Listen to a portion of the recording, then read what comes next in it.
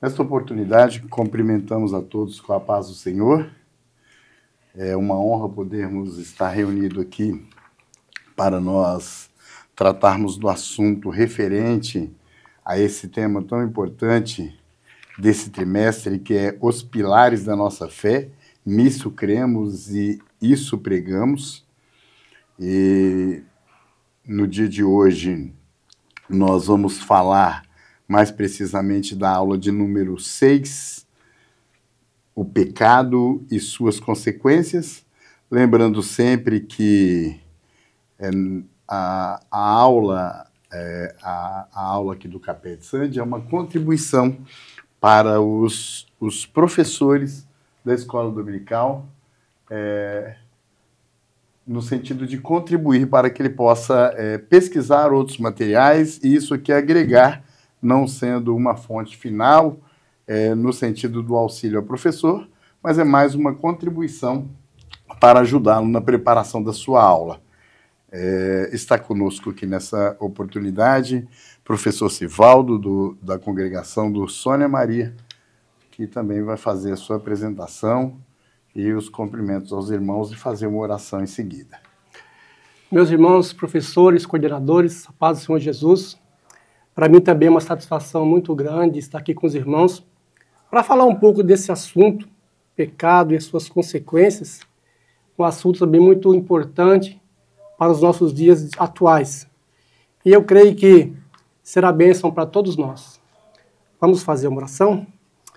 Querido Deus e eterno Pai, nós estamos aqui, Senhor, nessa noite, Pai, para falar mais um assunto, Senhor, do qual cita essa lição, Pai, o pecado e as suas consequências. Deus venha ajudar cada um de nós, venha colocar, Pai, as Tuas mãos, para que tenhamos uma aula abençoada com a Tua presença em nosso meio. Obrigado por tudo, em nome de Jesus. Pois bem, nessa aula de hoje, nós vamos falar a respeito da doutrina do pecado, ou seja, o pecado e suas consequências. Esse tema abordado pelo comentarista da nossa lição, pastor Paulo, ele nos traz aqui a definição da palavra amartiologia, trazendo ela como derivada de dois termos gregos, que é amartia e logos, sendo que nós conhecemos a palavra amártia no seu sentido original como uma desobediência ou alguma coisa relacionada a uma prática de algo inadequado, e logos, que é estudo, e, portanto, o significado é estudo do pecado. E ele fala que é importante nós conhecermos, estudando sobre o pecado, a sua definição, a sua origem, falando sobre a origem do pecado, como surgiu o pecado, e falar também as consequências do pecado. Ele traz essas três abordagens, né, a lição está com um propósito muito mais discipulador, então sem muito aprofundamento teológico, para que todos possam entender de forma simples a doutrina do pecado. Mas os professores, coordenadores da escola dominical, sempre têm aí uma demanda mais aprofundada de buscar aprofundar sobre o assunto para que possa, num caso de dúvidas, auxiliar o aluno aí concernente ao referido tema.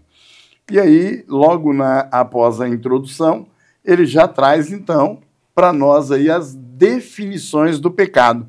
E para falar de definições do pecado, ele colocou aí como a Bíblia propriamente trata o que é pecado. Nós vamos encontrar em diversos textos bíblicos textos que encerram-se fazendo essa afirmação. E isso é pecado. Os que fazem tais coisas cometem pecado. Né? Tantos outros versículos que trazem essa afirmação de que determinada ação ou comportamento é pecado. Mas o sentido da palavra em si, nos escritos originais, ele coloca pelo menos 4 definições diferentes dentre os muitos textos que definem o que é pecado, ele cita aí, inclusive, alguns textos bíblicos, né? Nós temos uma informação muito prévia, tratando aqui do contexto discipulador do tema, né? Que pecar é errar o alvo, pecar é desviar de um propósito. Nós temos muito essa consciência, né? E a forma de a gente, de uma maneira simples de informar alguém o que é pecado, ou como ele, ou por que ele está pecando, é porque ele está errando o alvo. Mas as definições mais aprofundadas vai trazer aí o contexto de transgressão da lei de Deus, né? É uma desobediência deliberada àquilo que está pré-estabelecido por Deus. Deus criou o mundo e criou, depois de criar o mundo, estabeleceu leis gerais para que elas fossem seguidas, obedecidas, né? E, inclusive, quando criou o homem, estabeleceu não só uma lei moral que ele impregnou nesse homem para que ele pudesse obedecer essa lei impregnada em sua natureza, né? Como também ele deu ordens diretas. E quando falamos de ordens diretas, isso valeu para o tempo da criação de Adão, como também de Eva, e vale até os dias de hoje. Coisas que o Senhor, o nosso Deus, muitas das vezes, fala diretamente com uma pessoa e que cabe a ela obedecer. Caso ela transgrida depois de receber de Deus qualquer ordem, isso se torna pecado. Então, a regra clara na Bíblia é toda desobediência a Deus é pecado. Tudo aquilo que quebra a lei de Deus, transgride a norma estabelecida por Deus, é pecado. Essa talvez é uma forma simples para a gente entender que não só é pecador ou está na prática do pecado, aquele que está o praticando de forma deliberada no mundo, mas também aquele que serve a Deus e que não obedecem uma ordem dada por Deus diretamente, ou a ele, ou até mesmo através das instituições pertencentes. Ele precisa ter a consciência que a quebra disso é pecado. Isso é uma forma, talvez, de a gente definir, trazendo clareza à nossa mente, ou à mente do aluno, para que não fiquemos, talvez, só num conceito extremamente teórico do que é pecado, como se nós não fôssemos pecadores, e todos nós sabemos que, tratando-se do contexto da origem do pecado, todos nós somos pecadores e temos aqui nós um problema que precisa ser tratado. Então, na lição veio definindo aí 4 termos, né? Ratá, no hebraico, ou amartia, no grego, que são termos relacionados à ideia de errar o alvo, como nós já falamos, ou perder o rumo. Em uma atitude proposital. A pessoa sabe que aquilo não pode, como nós afirmamos aqui, quebrar uma regra pré-estabelecida, né? E quando nós falamos disso no sentido da prática do pecado, nós estamos falando que o homem sabe quando está errando, né?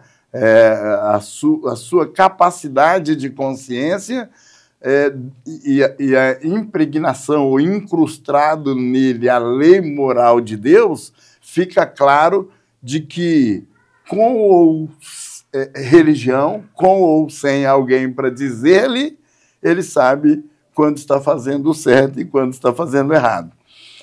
Embora, muitas das vezes, nós temos, como eu já disse aqui, a ordem direta de Deus, como expressa no Jardim do Éden, que Adão e Eva já tinham em si incrustada a lei moral, mas tinha também uma ordem expressa, que era da árvore do bem e do mal, não comerás, porque no dia em que dela comeres, certamente morrerás. Tinha ali uma ordem expressa, direta, dada por Deus, e a questão toda ali talvez não fosse o fruto daquela árvore, né? Tratando-se assim de uma árvore espiritual. mas muito mais o contexto de obedecer ou desobedecer aquela ordem, e a desobediência foi exatamente o que veio manchar o homem pelo pecado. Essa que é uma das definições, como está aqui, né, uma atitude proposital, ou seja, com intenção de pecar, assim demonstram a responsabilidade do pecador sobre as suas escolhas e decisões. É importante observar nesse sentido que o homem só pecou e peca exatamente porque Deus lhe deu essa condição de escolher, de decidir, né? Ele nos fez com um livre-arbítrio, dando-nos essa possibilidade, né?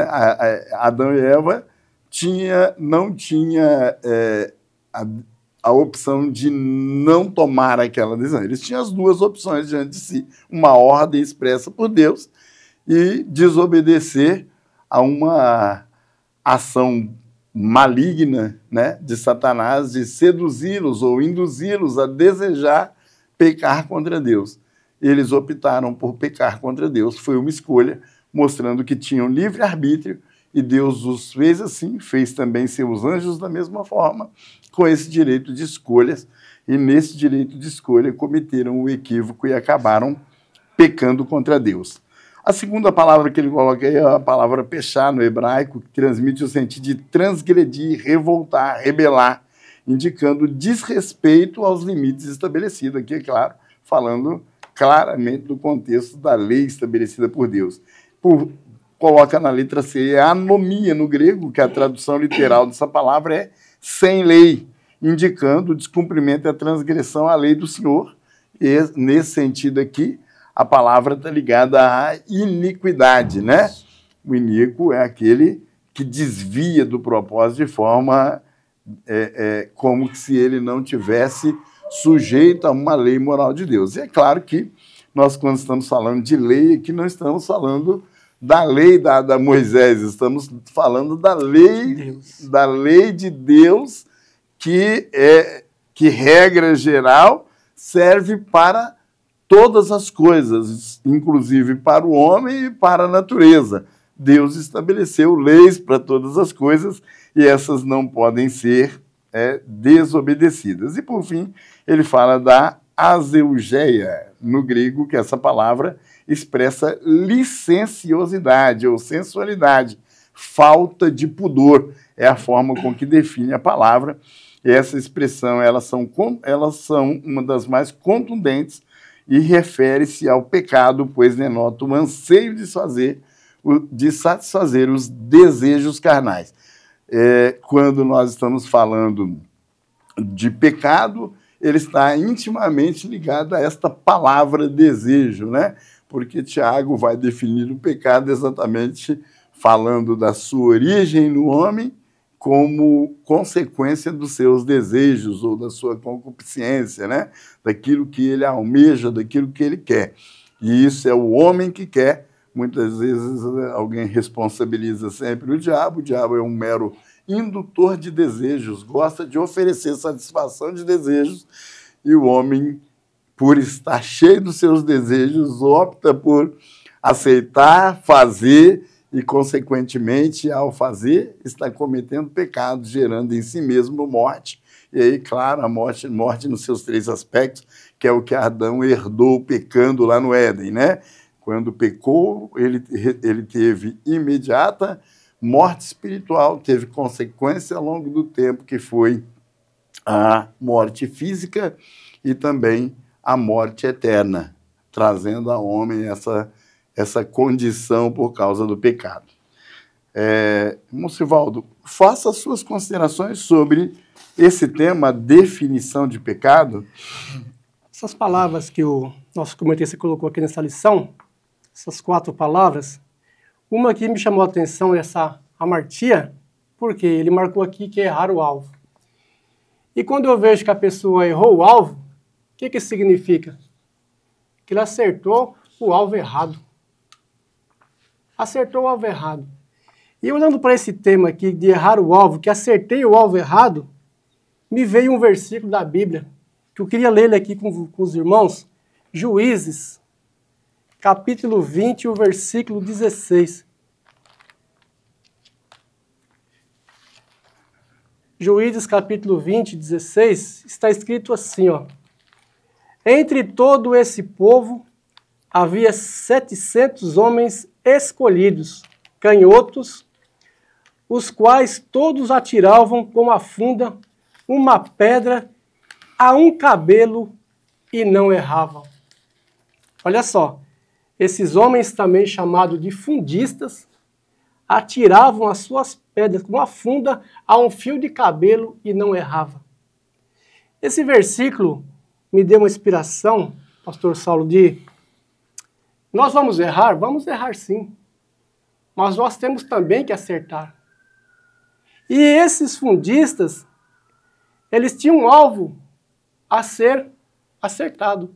E qual que é o nosso alvo a ser acertado? Está aqui nas minhas mãos, ó.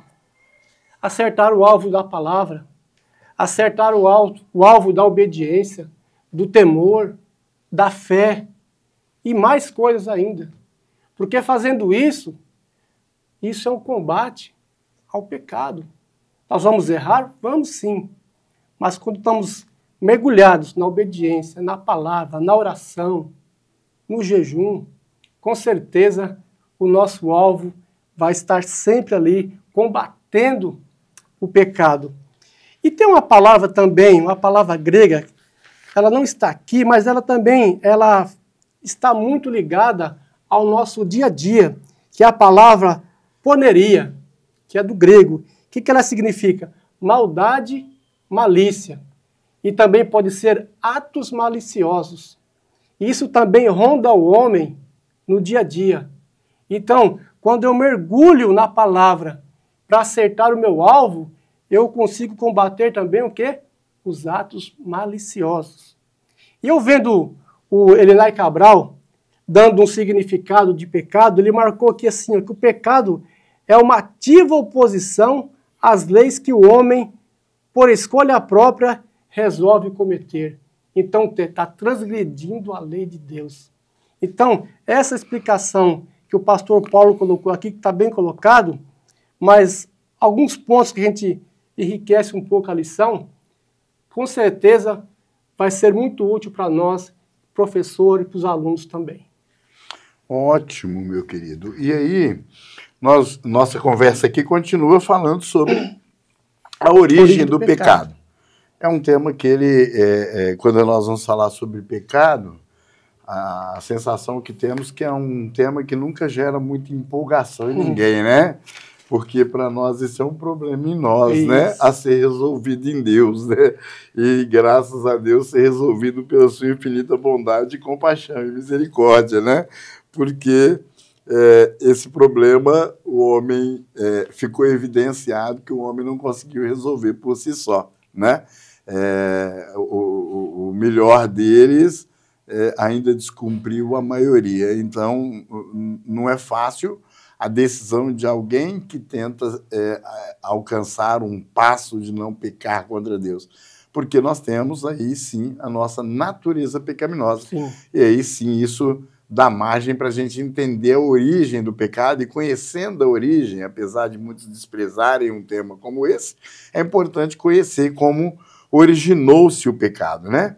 O tema origem do pecado, o pastor Paulinho traz aqui o tema de Isaías 45, versículo 7, e nessa polêmica era bom a gente nem entrar muito nela, mas essa polêmica não vai cessar nunca, que é quando o texto vai afirmar que Deus o próprio Deus usando Isaías e dizendo que ele cria o mal, e aí o pastor Paulinho, de forma muito sábia, coloca aí falando que Deus está se referindo às questões de calamidade, coisa que também, para qualquer um cristão, principalmente, ele tem esse entendimento de forma muito simples, de que o mal aqui criado por Deus, Deus não está se referindo ao mal pecado, porque Deus é o bem, e o que se diz mal é sempre contrário a Deus.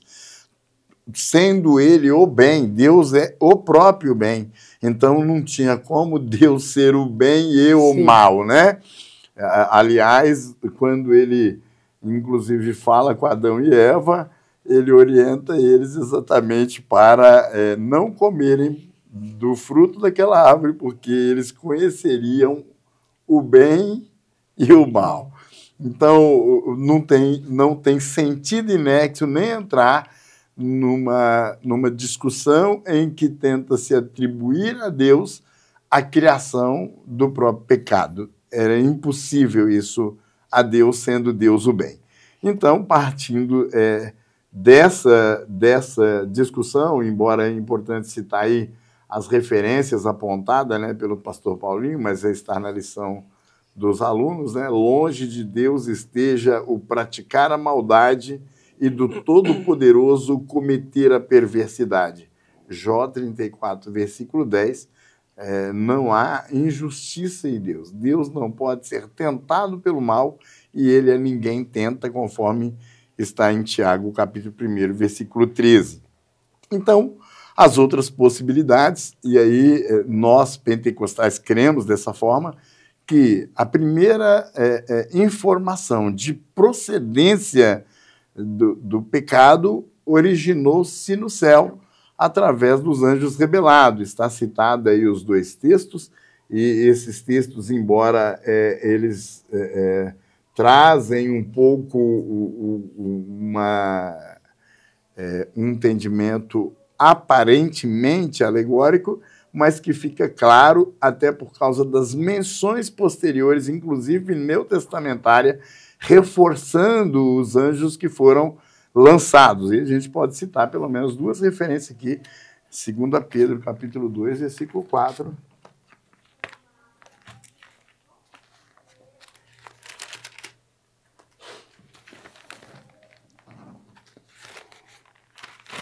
Segunda Pedro 2, versículo 4, que diz: pois se Deus não poupou os anjos que pecaram, mas havendo-os lançado no inferno, os entregou às cadeias da escuridão, ficando reservados para o juízo. Então, esse texto reforça o que está no texto de Isaías, capítulo 14, versículo 12 ao 14, e também no texto de Ezequiel, capítulo 28, no 12 a 17. Para reforçar ainda mais uma referência do Novo Testamento, Apocalipse, capítulo 2 e o versículo 9. Apocalipse, capítulo 2, versículo 9. Conheço a tua tribulação e a tua pobreza, mas tu és rico, e a blasfêmia dos que dizem judeus e não são, mas são sinagogas de Satanás, falando a respeito dos anjos rebelados, né?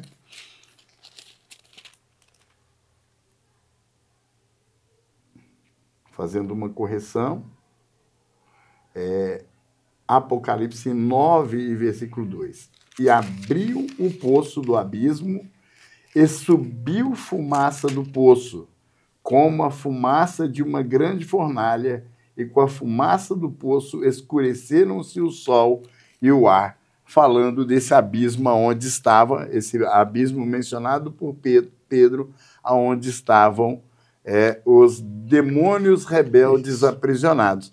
Então, quando nós vemos esses dois textos, reforçando o que está lá nos dois primeiros textos, onde esses dois textos vão revelar-nos que houve uma rebelião de Lúcifer lá no céu, nascendo no seu coração um desejo, como aquele oferecido por Satanás no Éden a Eva, de ser igual a Deus, né? Esse desejo nasceu no coração de Satanás, no coração de Lúcifer, lá no céu. Ele quis ser igual a Deus, rebelou-se contra Deus, e por essa razão ele foi sentenciado às trevas exteriores.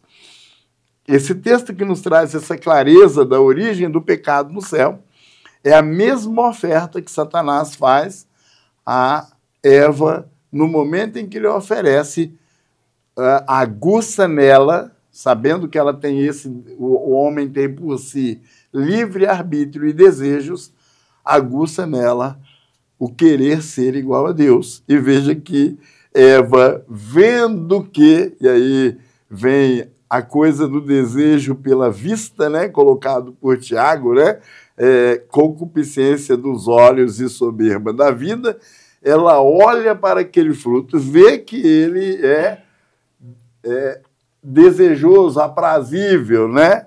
E ela então resolve comer e oferece também ao seu marido. E aí a gente tem no segundo tópico a origem do pecado no Éden. Então, esse pecado de, primeiro, desejo de ser igual a Deus, soberba, né? A prepotência de querer ser igual a Deus, surge com Lúcifer no céu. E depois, os mesmos pecados, com a mesma gana, a mesma ansiedade e vontade de ser igual a Deus, acontece com Adão e Eva no Éden, né? A partir daí, o que vai acontecer serão consequências por essa decisão. A origem no Éden, conforme está aí, ele menciona Gênesis 1, 26 a 2 e 25, a condição colocada, mas o capítulo triste e choroso, né? A amargura da humanidade está em Gênesis capítulo 3, a partir do versículo 1, ele cita aí até o 7, mas vai até o 19, esse texto que traz um capítulo trágico da história da humanidade, onde o homem pecou contra o Senhor, onde o homem rebelou-se contra Deus, o homem tomou a sua própria decisão, fez as suas próprias escolhas e sofreu as consequências por causa dessa escolha. Então, são as duas fontes que nós conhecemos da origem do pecado, no céu e também no Éden. É importante reforçar nesse ponto o que se discute e fala muito do pecado original, né? Que aqui o pecador, pelo que entendemos, é Adão, e o texto bíblico, inclusive, trazido pelo pastor Paulinho na introdução da lição, né? O texto bíblico base, ele vai trazer esse sentido lá no versículo 12. Portanto, como por um homem entrou o pecado no mundo, e esse homem é Adão, e pelo pecado a morte foi a consequência, assim também a morte passou a todos os homens, por isso que todos pecaram. E claro que aí ele está falando do pecado original, a natureza pecaminosa impregnada em nós, o que nós podemos chamar de problema, né? Temos aí um problema na nossa natureza e a discussão sobre a solução do problema é a aula seguinte, mas é importante a gente saber como que isso surgiu em nós por uma decisão divina. Monsivaldo, fique à vontade para fazer os seus comentários a respeito desse tópico da origem do pecado. Quando se fala em origem de pecado, eu queria falar um pouco sobre a origem no Éden. O primeiro casal, eles, lógico, por desobediência a Deus, cometeram, eu vou comentar aqui 4 pontos. Primeiro, eles transgrediram a lei de Deus. Foi uma transgressão, que significa deixou de cumprir as ordens de Deus e as violou. Segundo, eles cometeram impiedade. Uma ação sem piedade, sem amor e devoção às coisas de Deus. Quer dizer, é uma desobediência ao próprio Deus. Terceiro, cometeram injustiça na presença de Deus. Por quê? Porque Deus falou, dessa daqui não comereis. Então, cometeram injustiça. Justiça é um procedimento de acordo com o direito. Quando isso falta, se trata de injustiça. E o último, desobediência. Por quê? Porque eles não deram a submissão a Deus. Eles fizeram tipo de uma rebelião. É igual o pastor Saulo comentou aqui, quando foi a origem no céu, eles cometeram o pessar. Da palavra lá que nosso pastor colocou aqui, na palavra em hebraico, foi uma transgressão e uma rebelião que Lúcifer, com a terça parte dos anjos, cometeram contra Deus. Por isso foram lançados fora. Agora, quando eu olho aqui para primeiro casal, eu vejo uma semelhança em questão também da desobediência a Deus. E isso serve muito de lição para nós nos dias de hoje. Quando nós, às vezes, temos o direito de escolher, ou a vontade própria, nós temos o livre-arbítrio de escolher. Então, quando eu olho para esses textos, se nós meditarmos um pouco nesse texto, nós temos que falar, eu tenho que escolher obedecer a Deus, né? Porque se não obedecer a Deus, eu cometo uma transgressão contra o próprio Deus. Sim, muito bem colocado. Essa sequência de falhas cometidas pelo primeiro casal lá no Éden, né?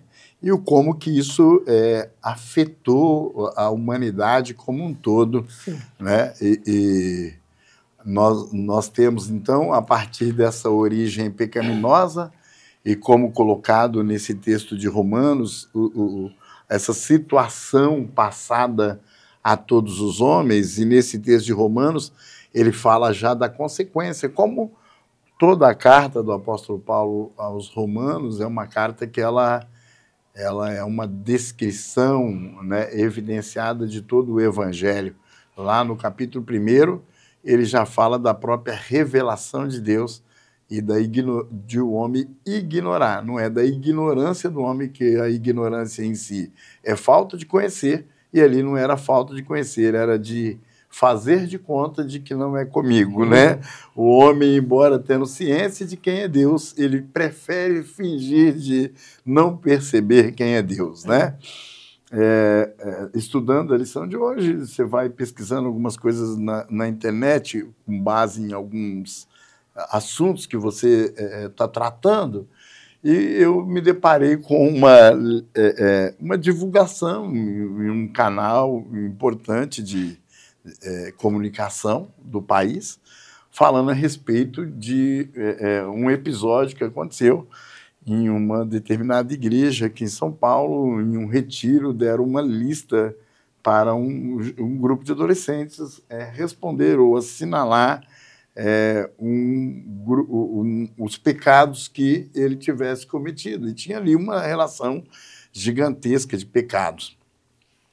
Dentre aquela lista de pecados que estavam ali, começou-se uma discussão em uma outra rede social, porque alguém divulgou isso lá na rede social, e começou-se um longo debate, e acabou que isso virou um tópico de discussão naquele momento em que aquilo foi compartilhado. No momento daquele compartilhamento, essa lista virou um grande debate, como se ela se contradizesse em algumas questões que estavam ali naquela relação de pecados. À luz de quem serve ao Senhor, entregou sua vida a Cristo, conhecendo a verdade de Deus, sabe o que é pecado. E o homem em si, tendo impregnado ou incrustado em si a lei de Deus, sabe o que é certo e errado e o que pode e não pode. Só que o homem não está sujeito só a essa lei incrustada, mas à própria revelação de Deus a ele, que é o que o apóstolo Paulo revela aos romanos. Ao revelar isso, Paulo traz uma clareza à mente humana de que Deus entrega o homem à sua própria sorte por causa da sua desobediência, por causa do seu ato deliberado de não querer obedecê-lo, de não reconhecê-lo como Deus. Não só o fato de praticar o que ofende a sua santidade, eles fazem uma ação de ignorar. Faz de conta que Deus não existe e vamos levar a nossa vida de qualquer maneira. É uma escolha do homem. Mas a sequência dos textos em Romanos vai chegar a um dado momento e vai dizer que, porque todos pecaram, né, foram destituídos da glória de Deus. O pastor Paulinho faz questão de mencionar, já falando aqui das consequências.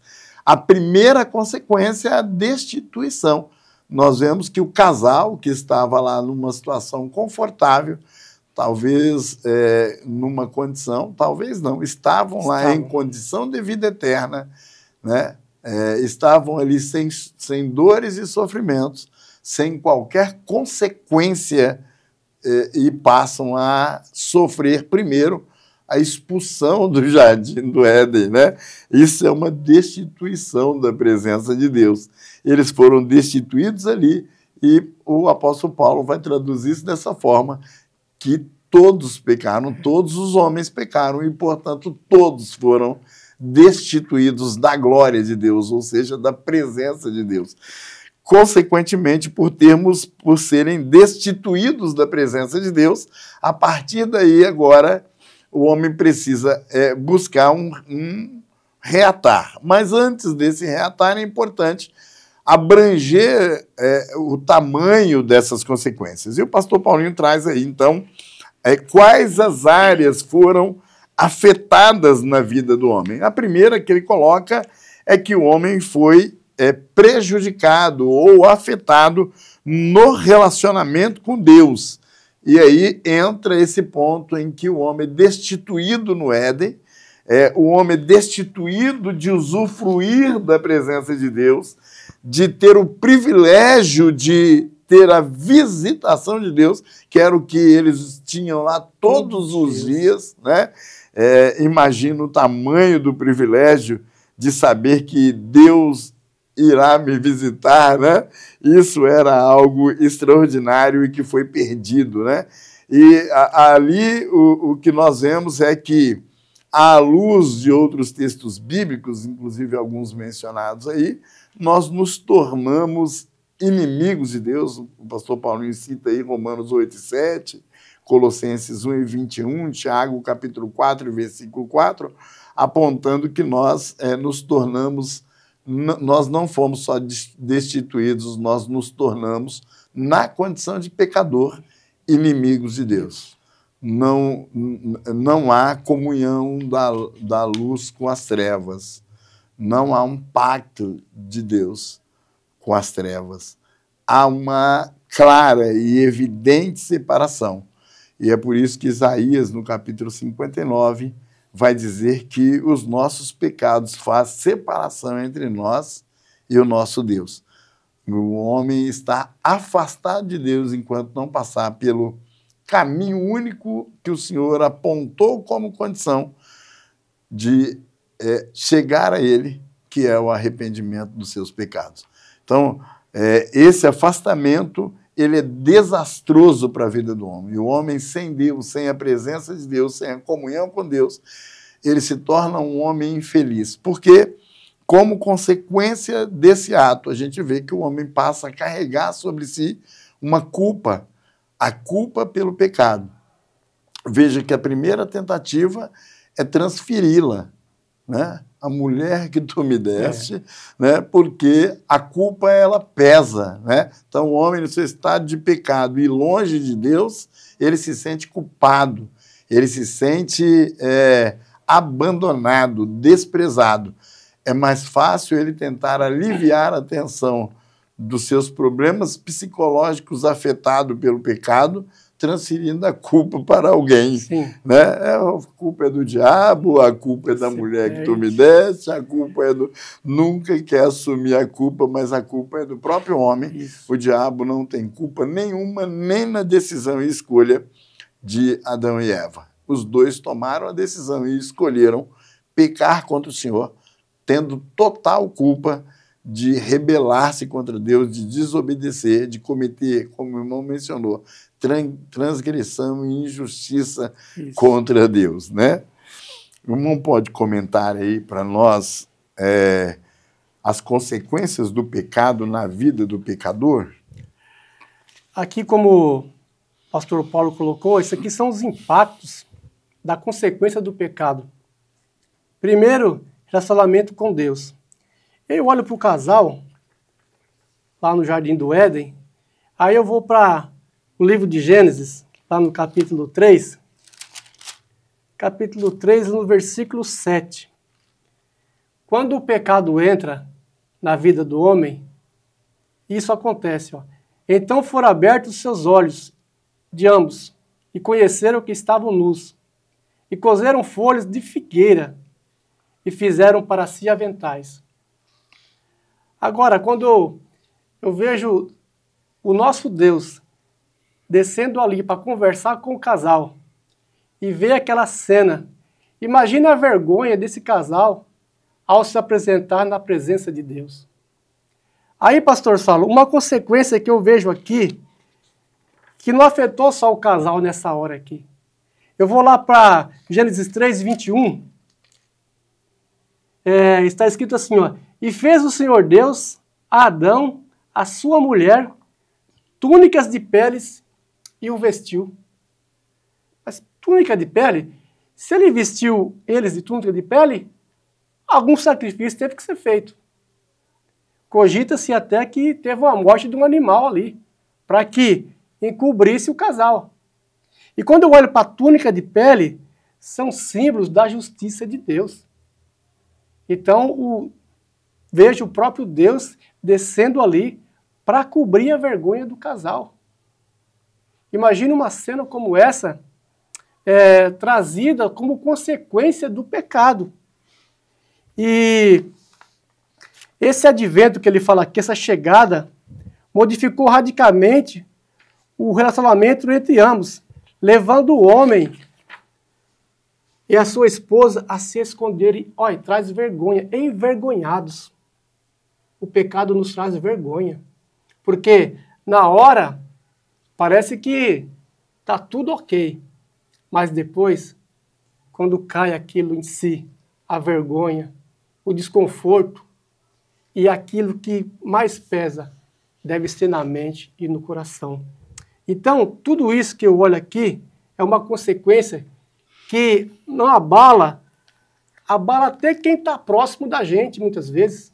Por quê? Porque aquele que pecou, a consequência é dele.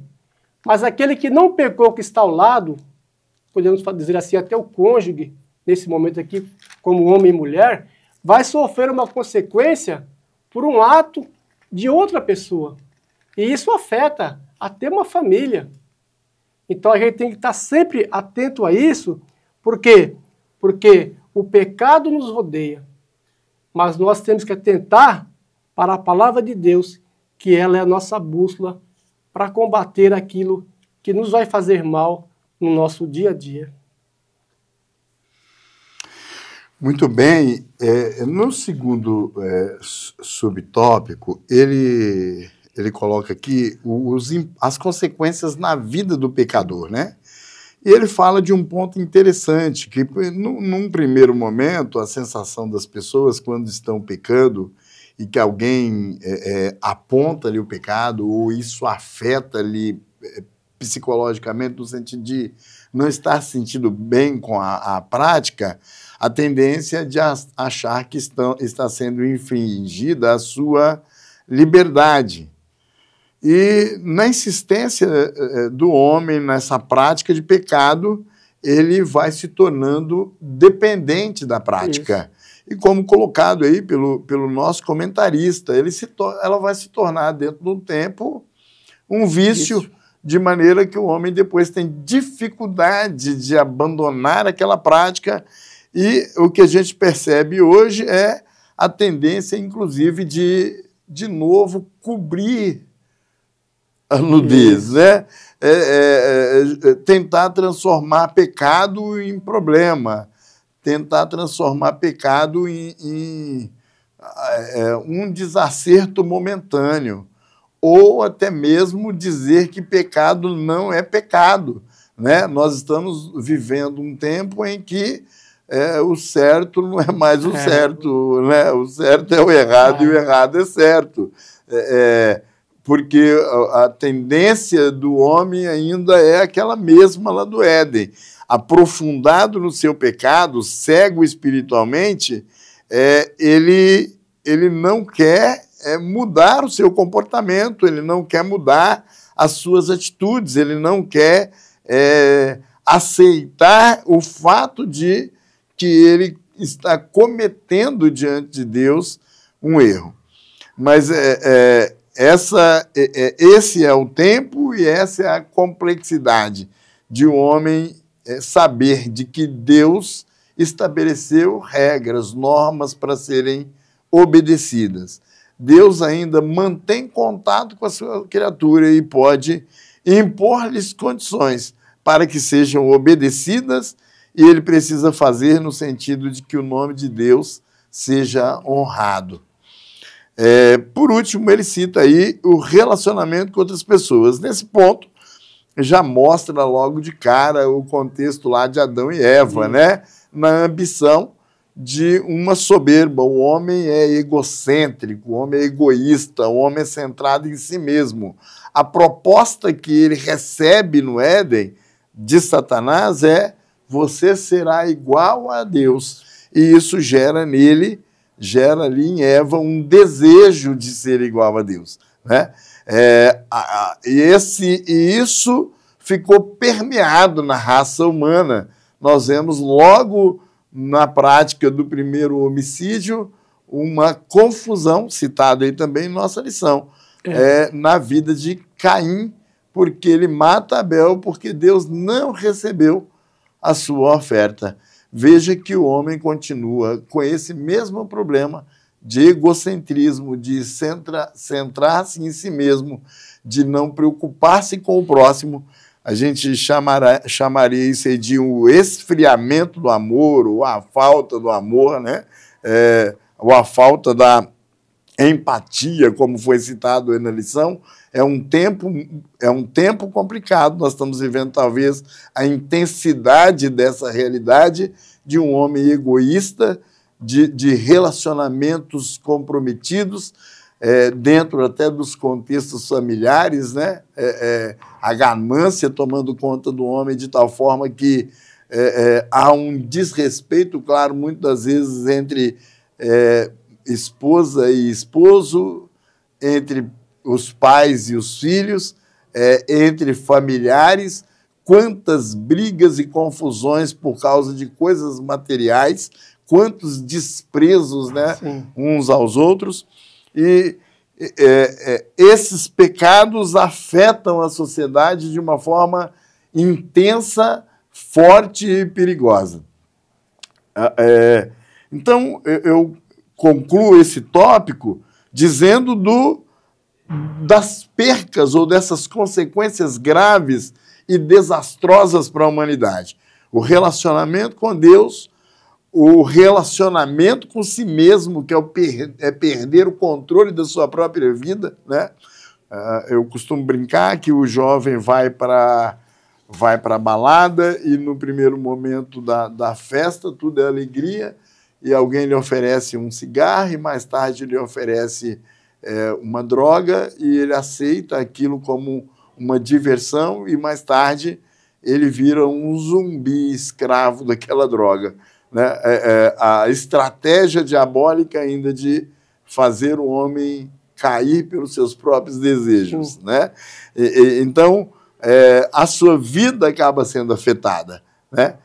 Por toda sorte de pecado, se não houver uma vigilância, e quando nós estamos falando de vigilância aqui, é a vigilância em relação à tentação aos seus desejos, que é o que Eva sofreu no Éden e a humanidade sofre o tempo inteiro, né? O próprio Jesus foi tentado. O diabo continua fazendo as suas ofertas. A gente precisa saber que nós não somos tentados mais do que podemos suportar, porque a Bíblia fala isso de forma muito clara, e se a Bíblia fala, significa que ainda há um meio e uma alternativa para poder não pecar contra o Senhor. Dá para se tomar uma decisão de querer não pecar contra Ele. Tem que entender que o pecado na vida de alguém que creu em Cristo, aceitou como Salvador, é um acidente de percurso, né? Pode acontecer, mas tem que considerá-lo como um acidente. Não pode permanecer pecando, não pode ter prazer mais no pecado. Isso tem que servir para ele como uma frustração. Errei o alvo e não deveria, não é isso?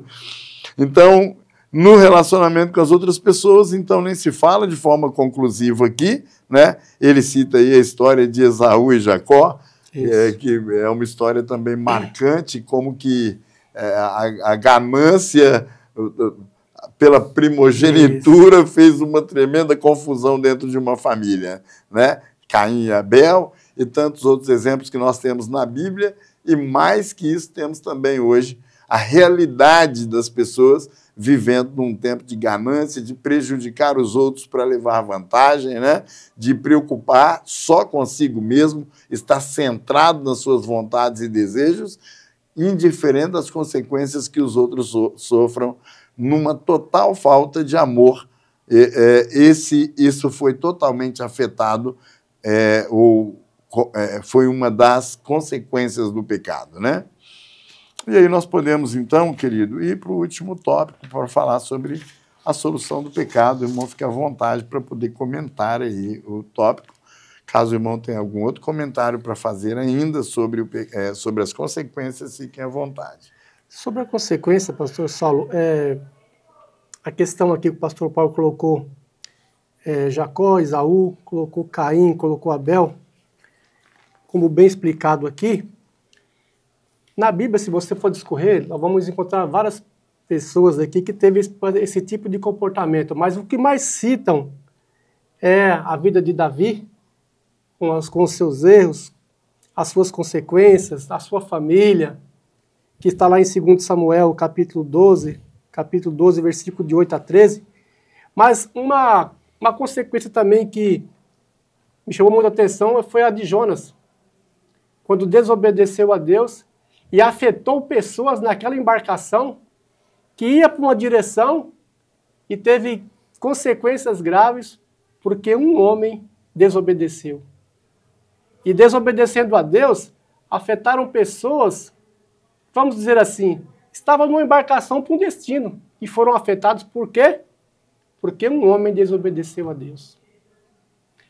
Quando eu olho para tudo isso, aí eu vou para cá. A solução para o pecado. A solução para o pecado que nem o pastor colocou aqui, nem tudo está perdido. E não está mesmo. Ele colocou aqui umas referências bíblicas muito boas, Efésios capítulo 2, versículo 1, Efésios 2 e 4, João 1 e 29, porque sabemos que o nosso Redentor, ele vive e ele voltará. E nosso Redentor é a solução para tudo isso. E nós sabemos que esse dia vai chegar e não está muito longe, não. Amém. Amém. Eu fecho usando como solução, até porque o pastor Paulo cita que a solução será o assunto da próxima lição, né? Onde nós falaremos sobre a salvação como a oportunidade para se libertar do poder do pecado, né? E claro que tudo nós só estamos falando de pecado porque nós fomos salvos. E se fomos salvos, tem uma razão de ser. O que é que nos leva a ser salvos, né? É o pecado que habita em nós, é a natureza pecaminosa impregnada em nós. E aí eu então concluo com Isaías capítulo 1, versículo 18, que diz assim: vinde e conversemos, diz o Senhor, ainda que os vossos pecados sejam como a escarlata, eles se tornarão brancos como a neve, ainda que sejam vermelhos como o carmesim, se tornarão como a branca lã. Amém. A oportunidade plena de Deus para que, indiferente do tamanho do pecado, porque Deus não nos mede pela dimensão dele, ele nos dá a oportunidade para que todo homem possa ter os seus pecados perdoados, né? Então, essa é uma promessa poderosa de Deus para aqueles que estão vivendo sob a condição de pecado. Com isso, nós chegamos, então, à conclusão de mais uma lição da Escola Bíblica Dominical, esse material oferecido pelo Capé de Sande para auxiliar aí os professores na preparação da sua aula, e nós oramos para que seja bênção na vida dos professores e que possa agregar. Então, nós estamos aqui na parte conclusiva, estamos encerrando, falando aqui sobre o pecado e suas consequências, deixando claro que esse material é para agregar ao professor na preparação da sua aula. Não é um trabalho fim, mas tem um propósito, esse material oferecido pelo Capé de Sande para auxiliá-lo na preparação da sua aula E nossa oração, então, é para que possa ajudá-los de uma forma poderosa. Vamos orar fazendo o encerramento. Senhor, nosso Deus e nosso Pai, nós te louvamos, ó Deus, por esta oportunidade, por esse momento em que estivemos aqui, na tua presença, comentando, Senhor, a respeito desse tema tão importante. Que, Senhor, este material sirva de edificação, que ele possa, Senhor, contribuir para a aula da Escola Bíblica Dominical. Nós te clamamos assim, pedindo uma bênção sobre a vida de todos os ouvintes, pedindo uma bênção sobre todos os participantes da Escola Dominical. Em nome de Jesus, amém.